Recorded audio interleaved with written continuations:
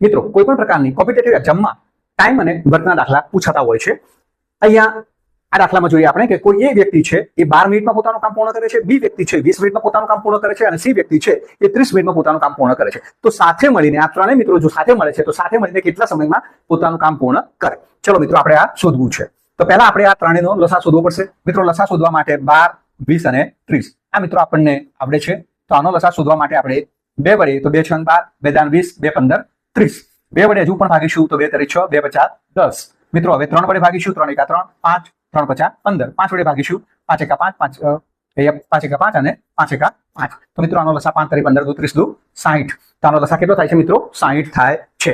હવે મિત્રો આ 60 ને આપણે એ વ્યક્તિ 12 મિનિટમાં કામ કરે છે એટલે 12 50 60, બી વ્યક્તિ 20 મિનિટમાં કામ કરે છે એટલે 60 ને 20 વડે ભાગીશું તો 20 તરી 60 અને સી વ્યક્તિ 30 મિનિટમાં કામ પૂર્ણ કરે છે એટલે 30 દુ 60, 5 ને 3 8 ને 2 10। મિત્રો આ ત્રણેયનો આપણે સરવાળો કરીશું અને જે લસા છે એ લસાને આપણે 10 વડે ભાગી નાખીશું તો અહીંયા કેટલો જવાબ મળે છે?